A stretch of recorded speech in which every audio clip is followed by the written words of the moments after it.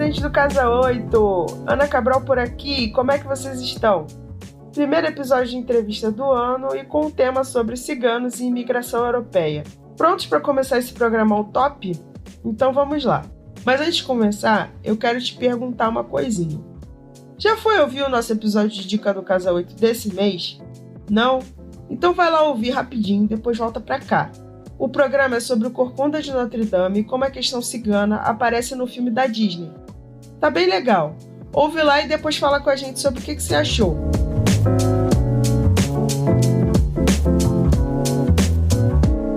De acordo com a matéria da CNN, no dia 25 de outubro desse ano de 2022, mais de 60% dos ciganos que vivem em Portugal se sentiram discriminados em alguma situação no ano de 2021. Outro ponto de atenção é que a população cigana tem desconfiança em relação à polícia e o sistema judiciário europeu. Com a pandemia do Covid-19, as autoridades europeias afirmaram que ficou ainda mais difícil a inclusão dos povos ciganos em relação à Europa. Em uma audiência realizada no dia 15 de setembro de 2022, em Goiás, com o apoio do Ministério Público Federal sobre a defesa e direitos do povo cigano, Maura, uma das lideranças ciganas, afirmou que o povo cigano virou alvo de políticos inescrupulosos aqui no Brasil, em especial na época eleitoral, para que consigam se reeleger e não cumprir os combinados. Um dos principais problemas enfrentados por eles é o alto índice de analfabetismo, falta de infraestrutura local com saneamento básico e acesso à saúde. Aqui no Brasil, os ciganos são considerados um povo tradicional, onde são, abre aspas, grupos culturalmente diferenciados que se reconhecem como tais, que possuem formas próprias de organização, que ocupam e usam territórios e recursos naturais com condição para que sua reprodução cultural, social, religiosa, ancestral e econômica, utilizando recursos, inovações e práticas gerados e transmitidos pela tradição. Fecha aspas. A TV Fortaleza apoiou o documentário Vidas Ciganas, Marcas do Passado, fazendo a sua produção. O documentário mostra a população cigana e os desafios que eles enfrentam aqui no Brasil, como falta de políticas públicas de inclusão, xenofobia e racismo. Então, galera, vamos conhecer mais sobre um pouquinho das questões do povo cigano e a sua imigração para o contexto europeu e também entender um pouquinho do contexto brasileiro com eles?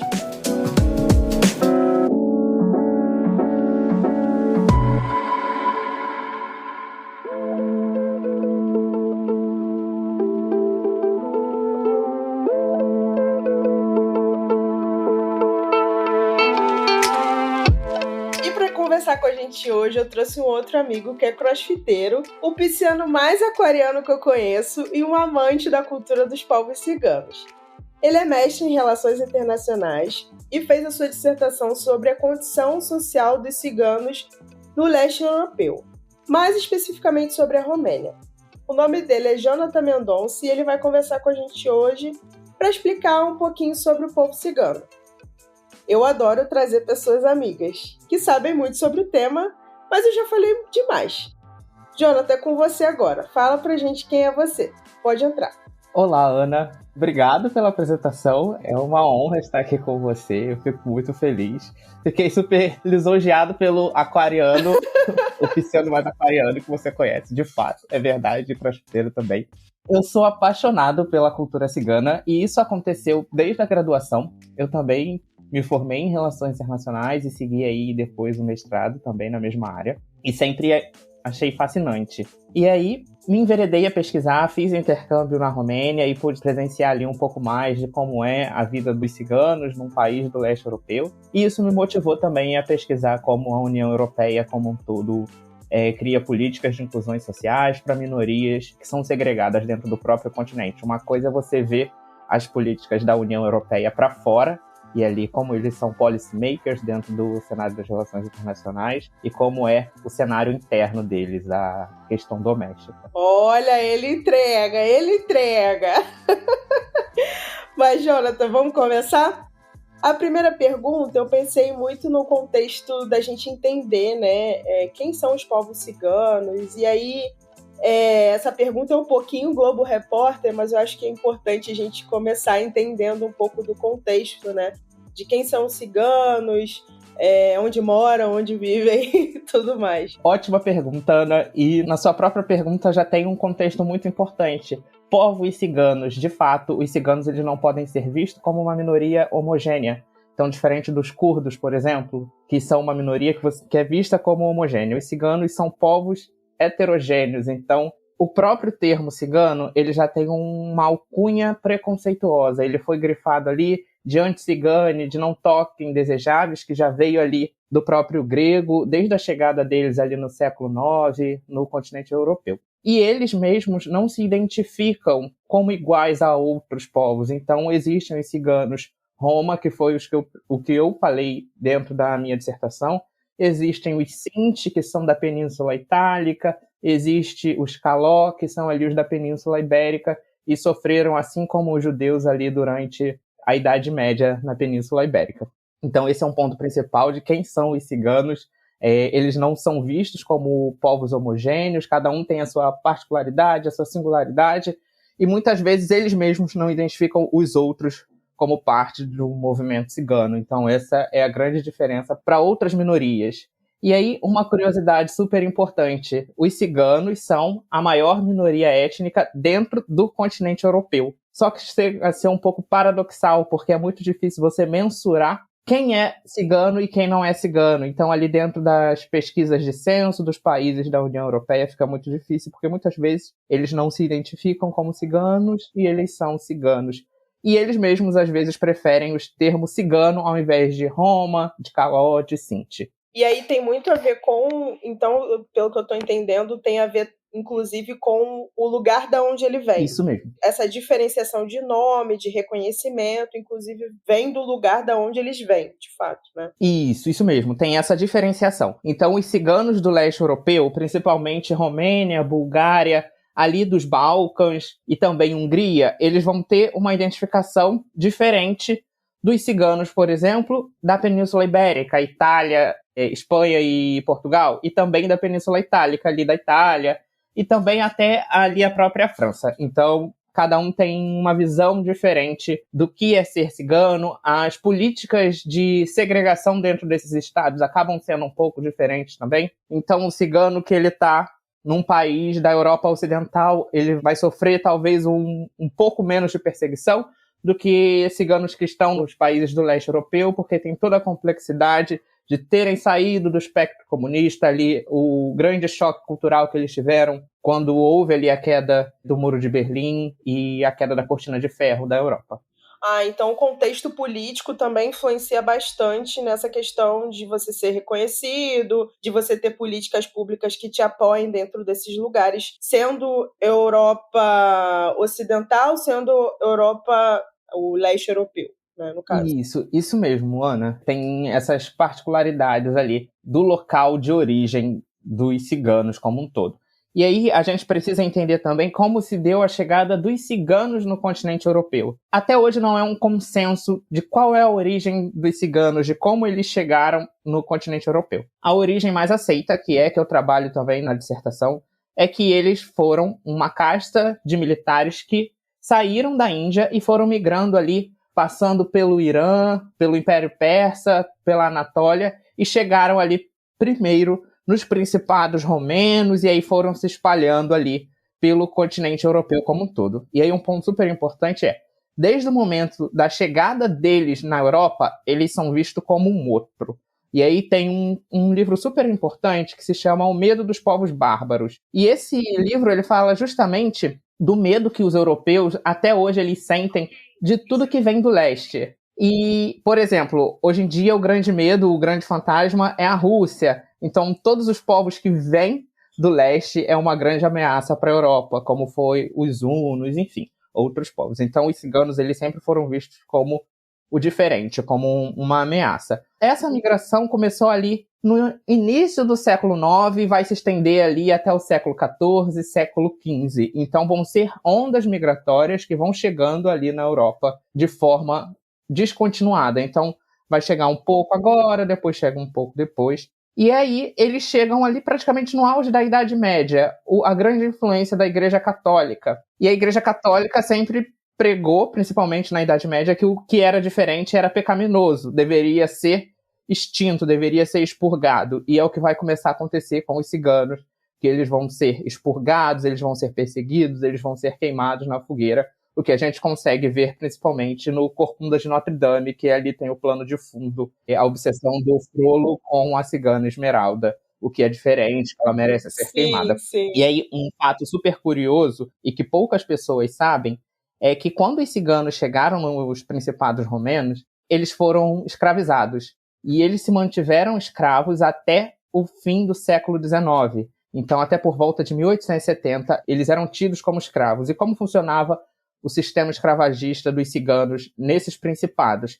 Eles eram, em grande parte, propriedade da Igreja Ortodoxa nos Principados Romanos. E aí, a burguesia, a elite, podia ter escravos ciganos também. Então, eles eram propriedade privada. Eles não tinham uma autonomia dentro dos principados.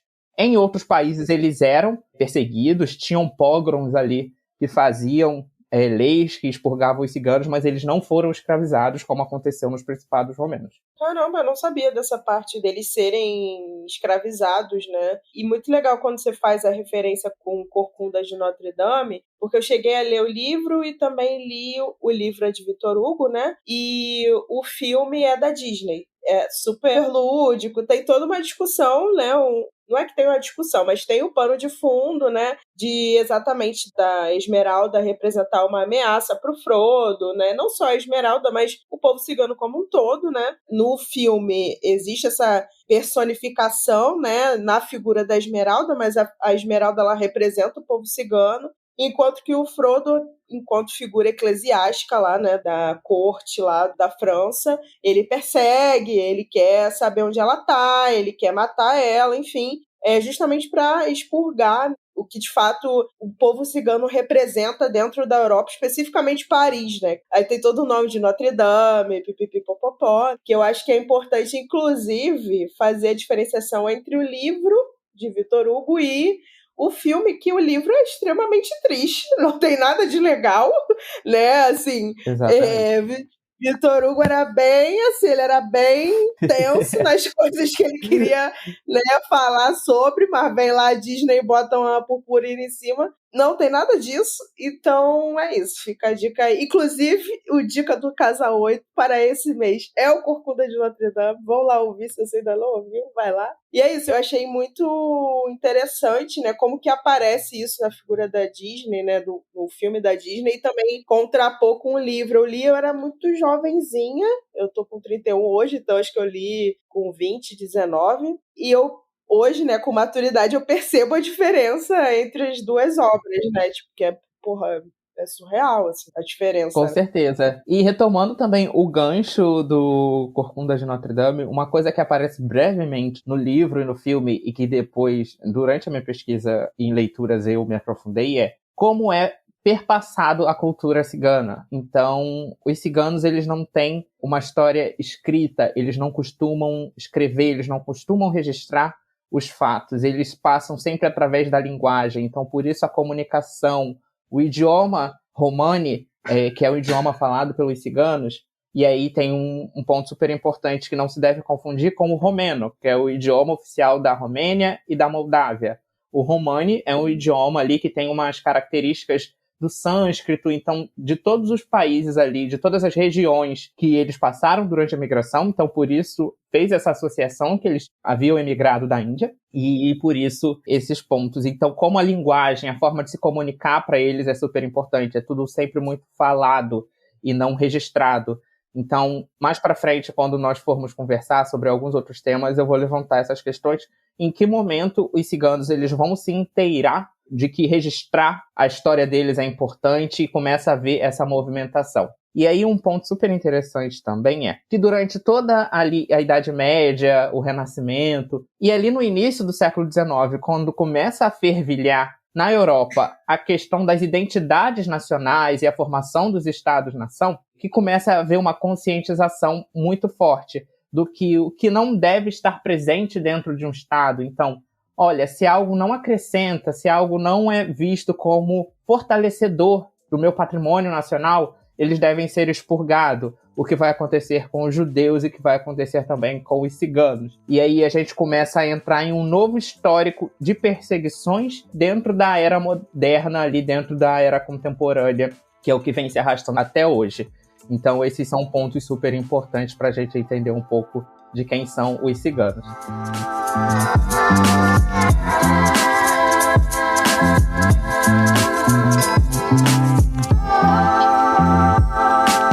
E aí, para continuar o nosso papo, quais são os principais desafios que o povo cigano enfrenta hoje, e aí em especial na Europa, mas também não só limitado a esse território, né, o território europeu? Alguns pontos que eu já comentei, que havia, por exemplo, principalmente entender esse histórico de perseguições. Você chega em um continente em que, desde o primeiro momento, você é perseguido, você é visto como ladrão, você é visto como um povo preguiçoso, um povo que quer se aproveitar, que possui práticas místicas e que é visto ali como algo que vai destruir sua família, vai sequestrar as crianças, vai comer as criancinhas em noites de lua cheia. Então, é preciso entender, então, toda essa segregação que eles sofreram desde o início, ali todo o processo de escravidão, essa formação dos estados-nação. E aí é que, durante a minha pesquisa, eu me aprofundei muito em uma autora chamada Anne-Marie Thiese, ela é francesa, e ela explica como se deu, principalmente, a formação dos estados-nação na Europa, a partir de duas vertentes, a vertente germânica e a vertente francesa. E aí, a grande diferença é, a vertente francesa, ela vai através da revolução, da imposição, do poder do povo ali na criação e da criação da figura de um Estado forte que consegue proteger o seu povo. Já a visão germânica, ela vai através da criação de cultura. Você vai criar pontos importantes para que aquele povo consiga se ver pertencente ao espaço. E aí tem até um geógrafo muito famoso, que é o Hatzel, que ele vai falar sobre a importância do espaço vital e que depois a teoria dele acabou sendo incorporada pelo nazismo, em como o espaço vital alemão era importante, que é o que eles chamam de Lebensraum, e eles precisavam do espaço. E tudo aquilo que não era necessário, não deveria estar no espaço, vai ser destruído. E aí aqui, algo que acaba não sendo muito estudado nas escolas, não acaba sendo muito abordado também em cursos de história, que é que os ciganos também sofreram muito durante a Segunda Guerra Mundial. E aí tem uma diferença significativa. Hitler sempre enxergou os judeus como um povo inferior à raça ariana. Então, por isso, eles mereciam ser dizimados. Os ciganos, eles eram vistos como parte da raça ariana, mas que em algum momento eles decaíram. Então, por isso que eles também mereciam ser destruídos, aniquilados, e aí também foram levados para os campos de concentração. Os ciganos, principalmente, vão ser assassinados nos Principados, no território romeno, e aí aqui a gente já fala da Romênia como um país, antes um reinado, e durante a Segunda Guerra Mundial eles vão sofrer um golpe e vão ficar ali na mão de um general. E, em grande parte, eles não chegavam a ser levados para os campos de concentração. Eles eram assassinados na beira dos rios, eles eram fuzilados. Então, cerca de 500 mil ciganos foram assassinados durante a Segunda Guerra Mundial. E o Holocausto cigano é conhecido como porrasmo. Então, a grande destruição, a grande morte, que é o que significa em romani. E, durante muito tempo, essa parte da bibliografia do que aconteceu na Segunda Guerra Mundial foi deixada de lado. Então, a visão dos ciganos como um povo também que foi dizimado, destruído e perseguido durante a Segunda Guerra Mundial é deixado de lado. Nossa, sim, eu não realmente também não sabia dessa parte, dessa perspectiva, né? Enquanto que o povo judeu era lido, né? Era visto como inferior, já para os ciganos era como se eles tivessem aberto mão, talvez, da raça ariana, e aí por isso que eles deveriam ser dizimados, né? Porque, de alguma forma, eles tiveram o privilégio de ser a raça pura e, mesmo assim, eles não quiseram ter esse privilégio, entre aspas, aqui que eu estou fazendo, porque as pessoas não estão me vendo, mas estou contextualizando aqui através da voz para vocês. Mas é um ponto muito interessante isso que você trouxe, dessa diferença de tratamento, né? E até no processo de dizimação da população, porque se você não leva, eu não sei, né? Eu tô pensando aqui de uma forma como leiga no assunto, talvez, se você não leva para um campo de concentração, você não tem registro, talvez, dessa pessoa que entrou. Enquanto você mata, né, fora das vias, vou falar tradicionais aqui, gente, porque matar um povo não é legal, né? Mas quando se tratando do sistema nazista, eu entendo que quando eles levavam as pessoas para campos de concentração, eles categorizavam as pessoas. Ah, tá aqui porque é gay, tá aqui porque é negro, tá aqui porque é judeu. E se você não tem esse sistema, aspas, para controle, né, dos corpos que você mata e dizima ele fora, né, esse espaço que as pessoas teriam um registro, é de alguma forma uma invisibilização até desse povo, né, de tipo, não existe, né, eles não existem aqui, então é uma maneira também de não acessar informações sobre essas pessoas também, né. Exatamente. E era justamente isso. E os ciganos, eles sempre tiveram uma característica cultural muito forte, que era o nomadismo. E o nomadismo, ele era visto como... Muitas vezes eles eram interpretados como espiões, como pessoas que não eram confiáveis e que em algum momento poderiam trair a pátria em que eles estavam. Não havia uma identificação com o território, com a terra, sabe? Então isso era visto com uma certa desconfiança pelas autoridades, principalmente em um período de guerra. Então, tudo que era visto como fraco, que poderia enfraquecer os beligerantes, eles eram aniquilados. E é justamente isso que você falou. Quando você leva e não registra esses assassinatos, o sumiço desses corpos, fica muito difícil de você conseguir mensurar números depois, porque não há registros. E era isso que acontecia. Os ciganos, eles eram assassinados ao longo do caminho, e principalmente ali na região do que é atualmente a Moldávia, na beira dos rios. Eles eram fuzilados e aí depois eram, enfim, as populações ciganas ali nesses países do leste sofreram bastante. E aí um ponto super interessante também é que quando acaba a Segunda Guerra Mundial, a gente precisa entender o que acontece com o cenário europeu. Todos os países que estão a leste vão ficar sob o guarda-chuva da União Soviética e vão ficar ali sob o espectro comunista. E aí a gente vai ter o que nós chamamos de cortina de ferro, dividindo ali a Europa. Os países da Europa Ocidental ali e os países da União Soviética. E aí o que acontece? Ali vai começar na Europa Ocidental a criação do Benelux, que é a centelha inicial ali para a criação da União Europeia, enfim, que depois vai se desenvolver como um bloco econômico. E acontece a criação ali da OTAN, que é a Aliança do Atlântico Norte, essa aliança militar de apoio mútuo dos países ali. Em compensação, vai ter ali o Pacto de Varsóvia no leste europeu, ali sob o espectro comunista. E o que acontece com os ciganos durante o período comunista? Muita gente pensa que foi um período de perseguição aos ciganos. E não foi justamente isso que aconteceu. É um período em que os ciganos eles foram incluídos à sociedade.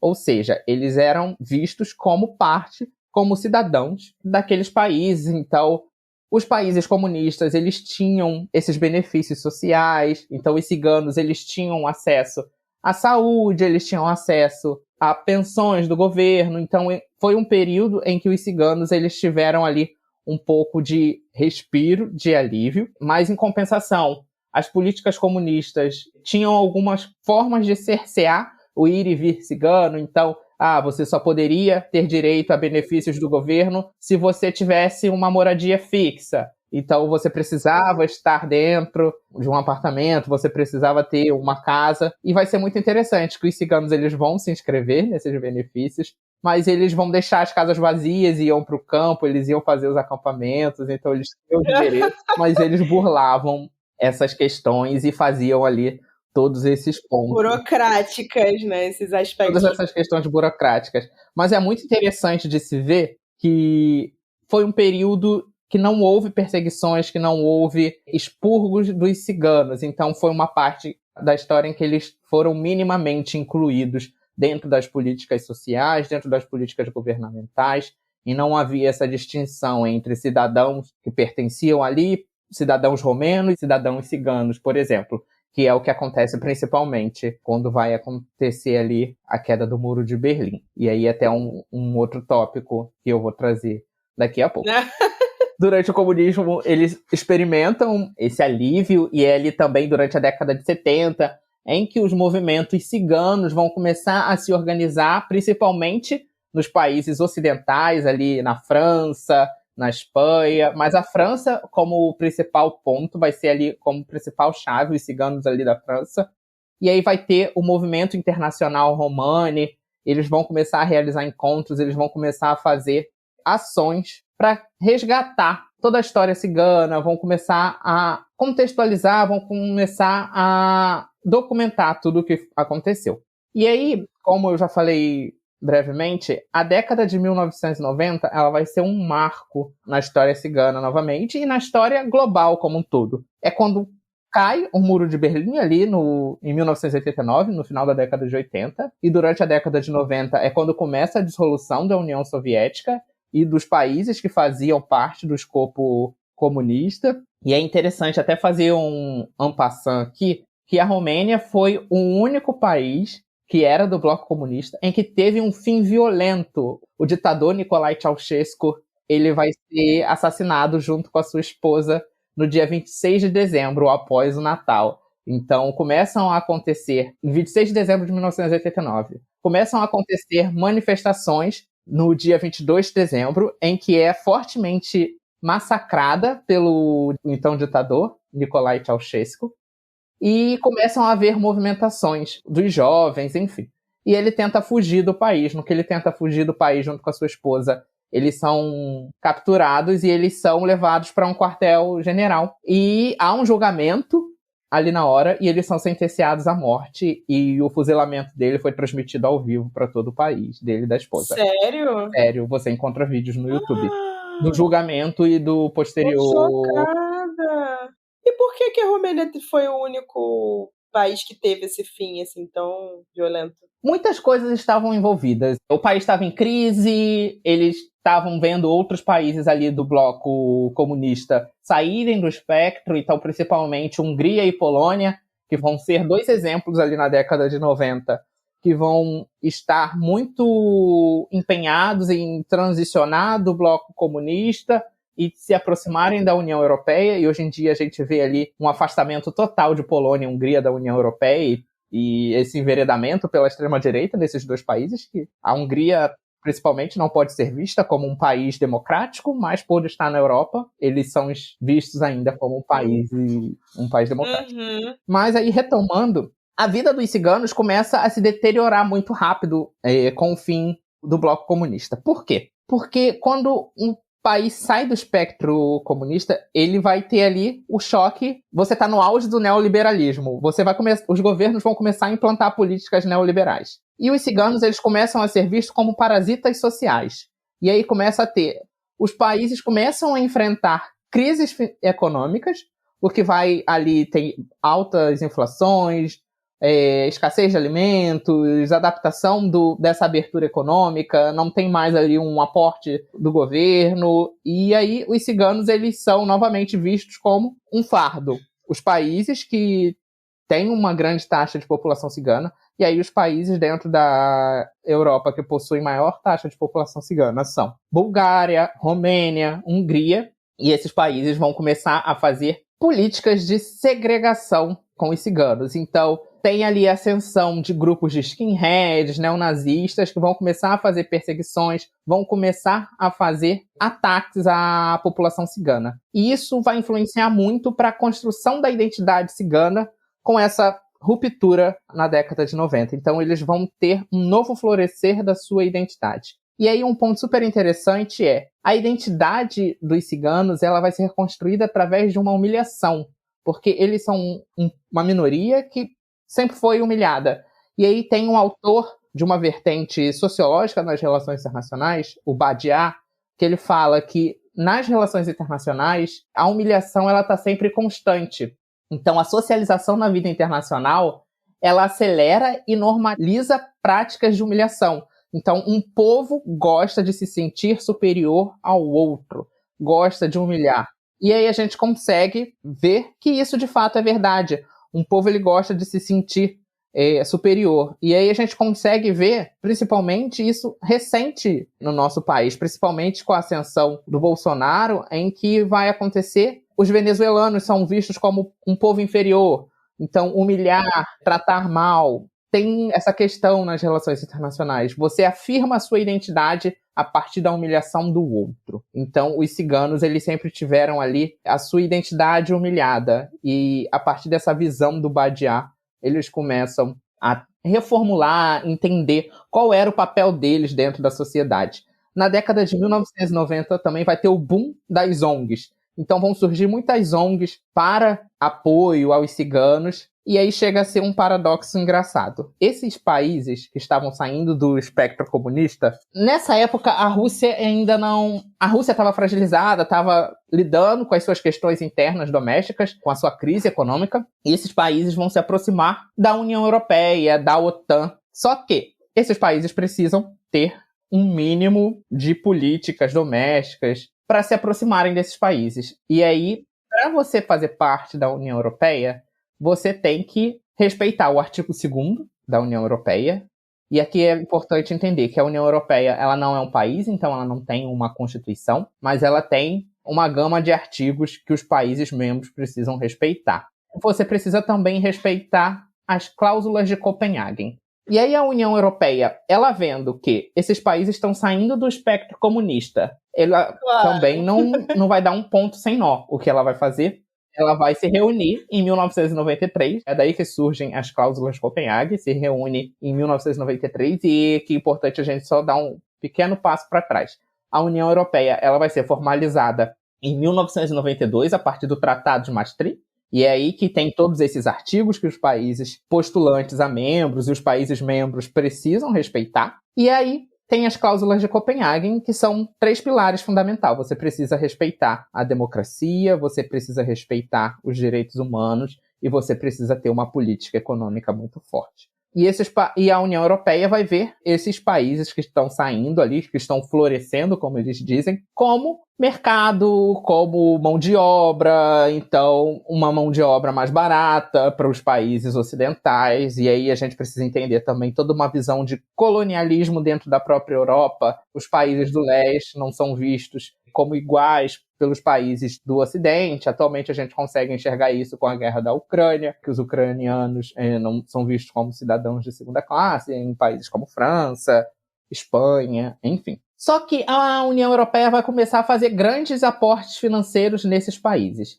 E esses países precisam apresentar, consequentemente, relatórios de cumprimento às ordens. E aí, Hungria e Polônia saem na frente, eles vão ali falando, vão se adequando, vão fazendo todas as adequações. E a Romênia fica um pouco para trás. Justamente o pilar que a Romênia teve dificuldade e ela não aderiu à União Europeia em 2004, junto com Polônia, Hungria e outros países da União Europeia, foi justamente o respeito às políticas de inclusão social. Eles tiveram muita dificuldade para a inclusão da minoria cigana. E aí aqui um ponto super importante.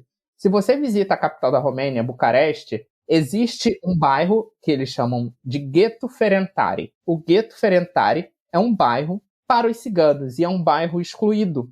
É um bairro que não tem saneamento básico, é um bairro que não vai ter coleta de lixo, não tem coleta de nada, e é um lugar em que há uma nítida segregação dos ciganos. Então, a única coisa que eles fazem, o sistema de saúde romeno faz, é ir lá para trocar seringas, porque muitas pessoas são usuárias de heroína, de drogas. Então, eles fazem ali um controle sanitário das seringas, porque há um número muito alto de HIV na população cigana, principalmente no Gheto Ferentari. Então, se você visita Bucareste, os locais não indicam turistas a irem visitar Ferentari, porque é como se fosse uma cidade à parte. E você vê isso dentro de um país membro da União Europeia. Então, tem todas essas complexidades ali.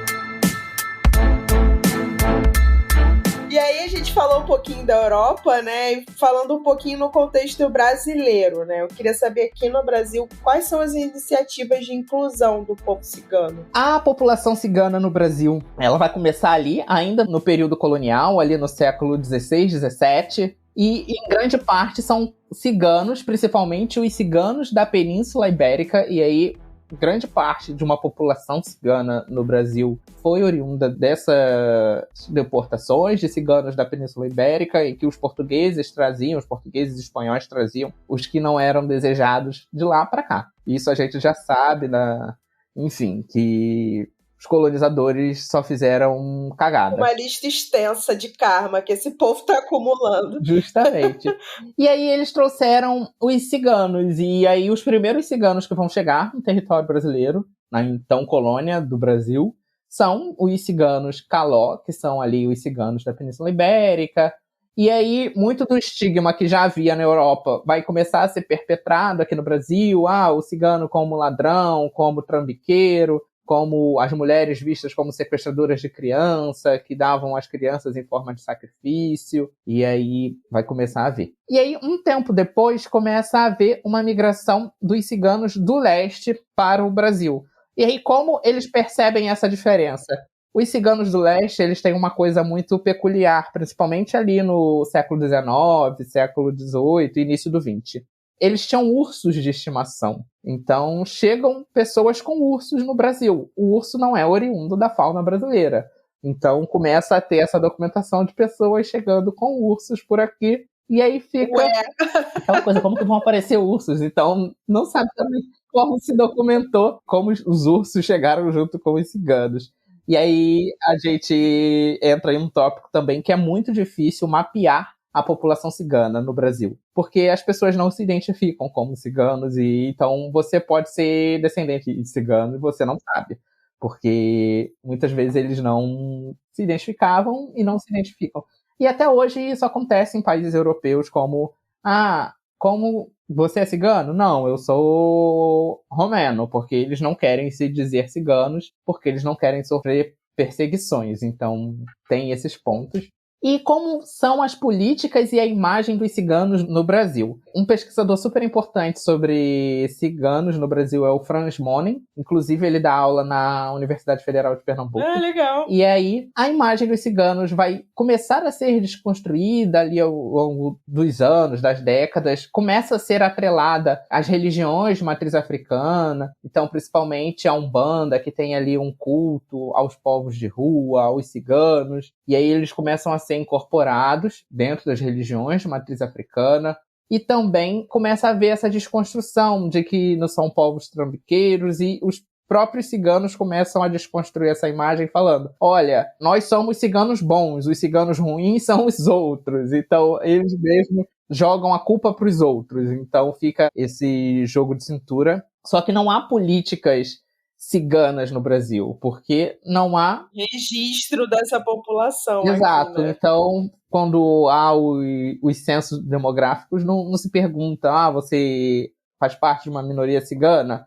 Então as constituições federais sempre ignoraram, e a de 88 vai ser a primeira que vai citar alguns trechos sobre os ciganos. Então vai falar sobre o direito à não discriminação, a afirmação dos povos. Então a Constituição de 88 vai ser a primeira que vai formalizar e vai trazer todos esses pontos para eles terem ali essa formação. E aí um ponto super interessante é que tem um samba da Viradouro, os ciganos foram tema do Carnaval da Viradouro de 1992, e é muito interessante que o samba fala justamente sobre as segregações, sobre os açoites que eles sofreram, e sobre desde quando eles chegam em algum lugar, eles são perseguidos. E aí um fato super curioso, os ciganos são repletos de misticismos, e falam que a Viradouro não cumpriu e foi falar de fogo. E quando você fala de fogo para os ciganos, é um elemento super importante. e um dos carros alegóricos pegou fogo na saída da Sapucaí e atrasou a escola em 13 minutos. E eles perderam 13 pontos, e isso fez com que eles não disputassem o título daquele ano. Ai, gente, babada. Pra quem não sabe, Viradouro é uma escola de samba aqui do Rio de Janeiro, né? Famosa. Acho que tá no grupo especial? Que tá, né, amigo? Tá no grupo especial, foi campeã em 2020 e é atual terceira colocada. Ah, arrasou. Nossa, não tenho esses dados todos, não. Mas eu sei que ela caiu uma época, depois ela voltou a ficar no grupo especial. E eu não sabia que eles tinham falado, né, sobre o povo cigano e tal. E realmente, quando você começou a falar sobre a questão, né, deles serem incorporados nas religiões de matriz africana, eu me lembrei justamente da Umbanda, assim, porque eles são reverenciados, né, existem cultos dentro da Umbanda que fazem referência a eles. E a cultura também deles, e não só a questão espiritual, mas também toda a cultura e vivência que eles tiveram também, né? Com certeza.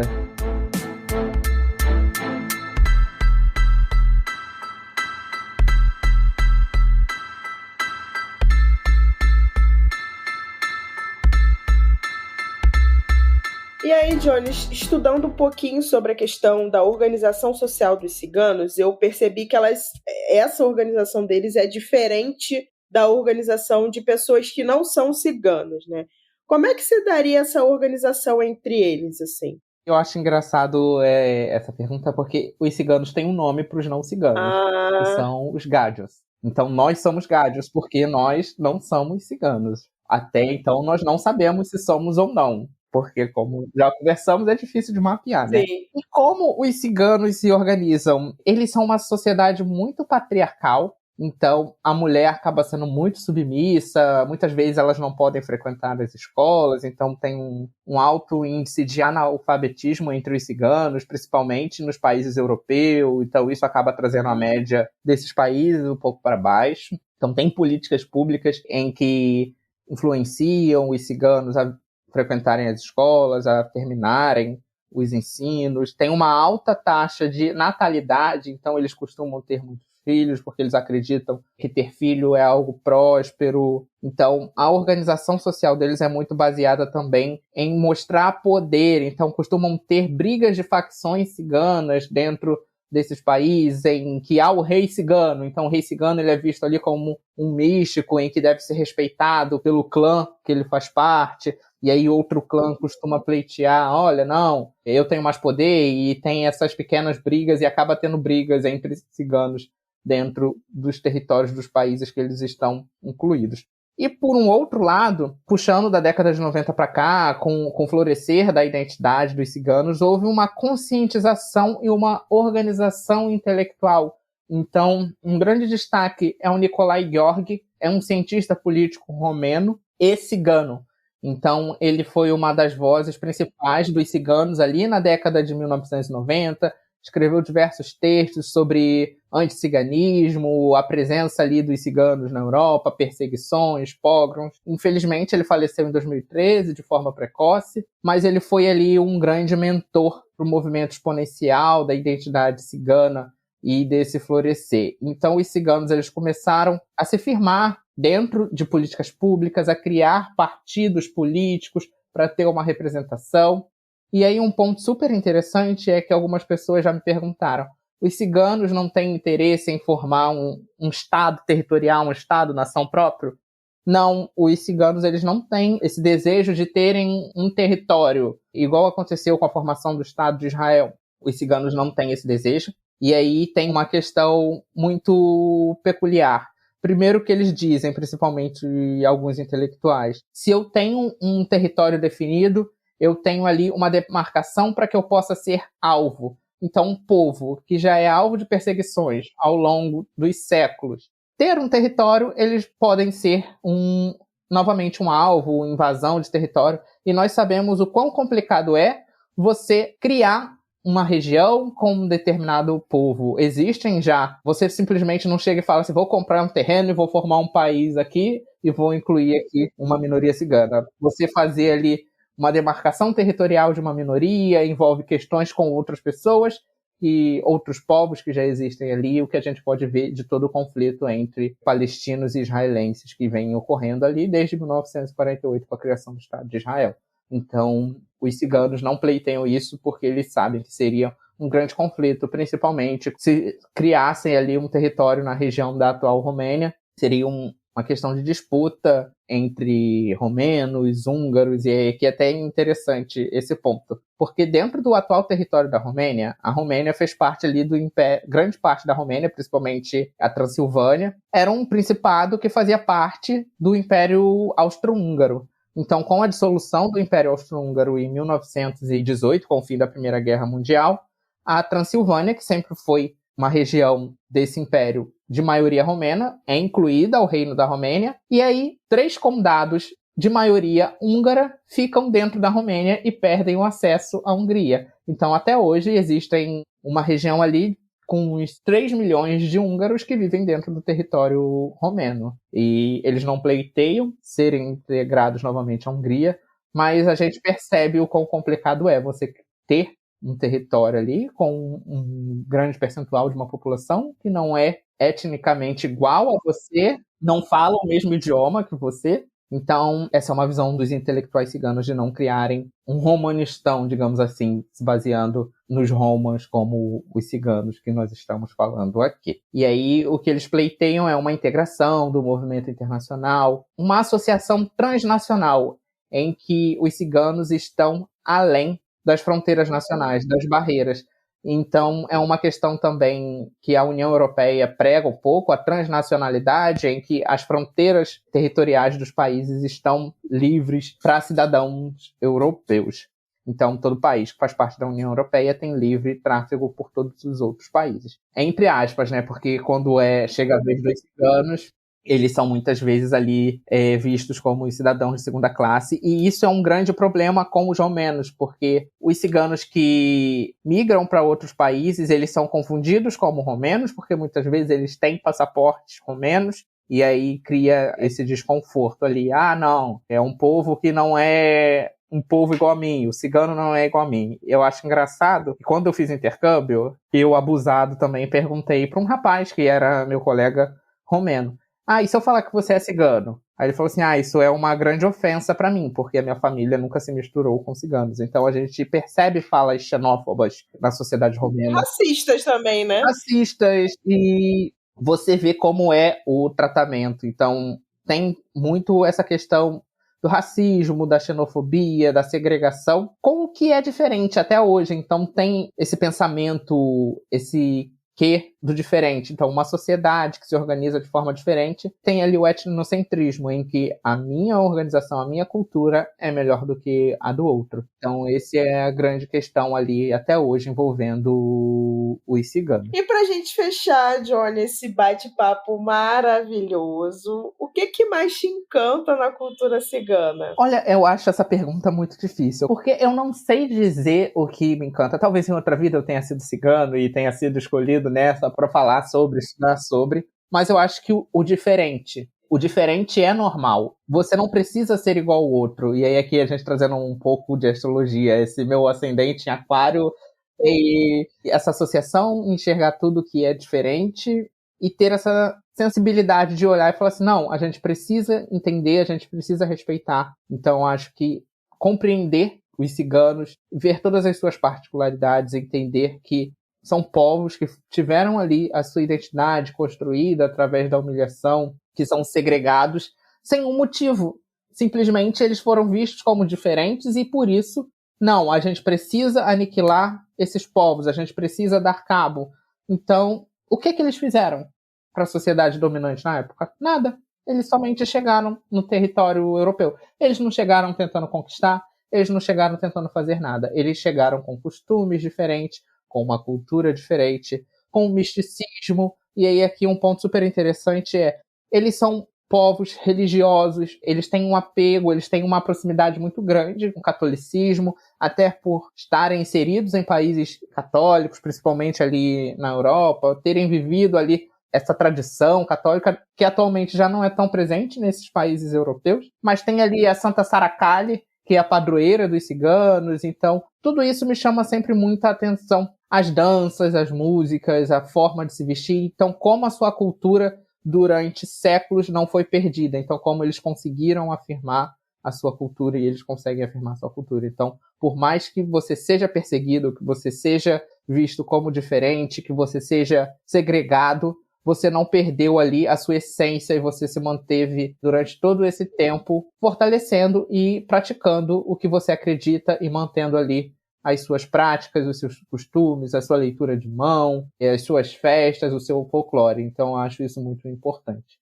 Até pra gente ter outras perspectivas de mundo, né? Ter outros pontos de vista, né? Não é só o ponto de vista de uma pessoa, né? Que invade territórios, que mata pessoas, né? Que eu acho que é importante a gente falar aqui, que é justamente isso que você falou. Os ciganos, eles entraram em território não tentando conquistar, não tentando tomar nem impor nada deles, né, para com as outras pessoas. Eles só estavam vivendo de boa e simplesmente essa questão do diferente, né, ela ainda é vista como ameaça, e o quanto que isso interfere na vida, na manutenção de vida, na manutenção de cultura de determinados povos, simplesmente porque você tem ódio àquilo que é diferente de você. Exato. E um ponto super interessante também é que quando você para analisar, quando você difunde uma ideia sobre uma pessoa ou sobre diferentes povos, você percebe o quão demorado é, e a partir do momento que aquilo se fixa no subconsciente das pessoas, o quão demorado é para aquilo ser desfeito. E isso precisa de políticas públicas, precisa de efetividade do Estado. Então, como fake news que já foram geradas lá na Idade Média, até hoje estão no subconsciente da população e que enxergam os ciganos como trambiqueiros, como sequestradores, como pessoas que vão pregar e difundir o mal na Terra. Sim. E eu acho que assim, a gente, vou falar a gente de um tom de generalização, né? Mas entendo que tem muitas coisas que a gente ainda não sabe, né, sobre o outro, sobre outros povos, outras culturas, né? E a gente demoniza simplesmente porque tem medo de experienciar aquilo, né? Tem medo de trocar ideia, tem medo de entender como funciona, né? E aprender com aquele outro. Eu também estudando, né, sobre os ciganos para construir o programa, eu vi muitas coisas também interconectadas ali com o povo africano, né? O que o povo africano também sofreu de racismo, de perseguição, e sofre até hoje, né? Sofre até hoje, que é isso aí que você falou, é o quanto de fake news que está impregnada no nosso inconsciente individual e coletivo, né? Que ele é construído também, de pessoas e culturas as quais a gente não conhece, não tem vivência, não tem contato com aquilo, e aquilo ali fica, né? É o registro que fica pra gente. Com certeza. Então, eu acho que muito desse programa aqui foi construído pensando em coisas que a gente pode aprender de diferentes, as quais estão no nosso dia a dia, mas a gente nem sabe disso, né? Enfim. E é isso, a gente acaba incutindo às vezes pensamentos sobre diferentes povos que vêm enraizados, e é nosso dever desconstruir, entender e aprender a estudar. E, retomando o tópico, minha cultura não é melhor que a do outro, eu não devo ser inocente.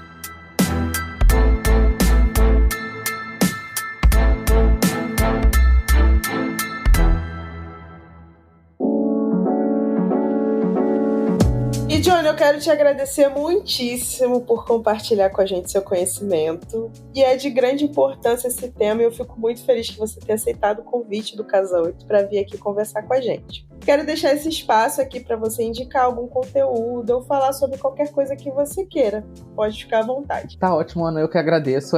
Foi ótimo bater esse papo com você. Muito bom. Eu sempre gosto de falar sobre ciganos, então me senti à vontade.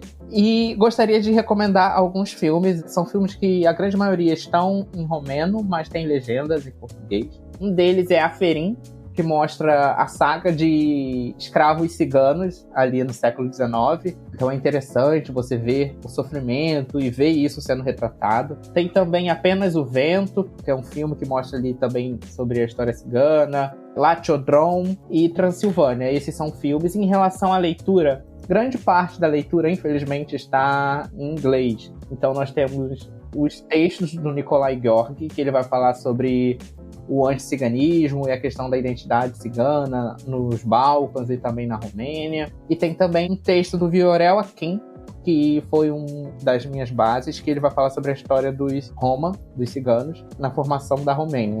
E aí é um ponto curioso que ele não é cigano, mas ele fala sobre os ciganos. Então a gente precisa ter sempre essa atenção ao olhar de uma pessoa romena, que é a sociedade dominante, falando sobre uma minoria que faz parte do país dele.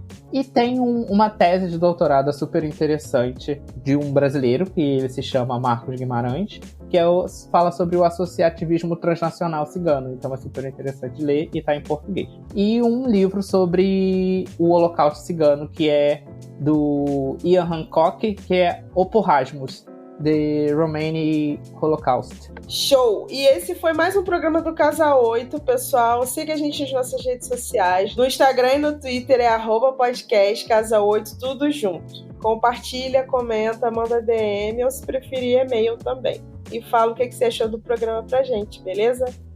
Valeu!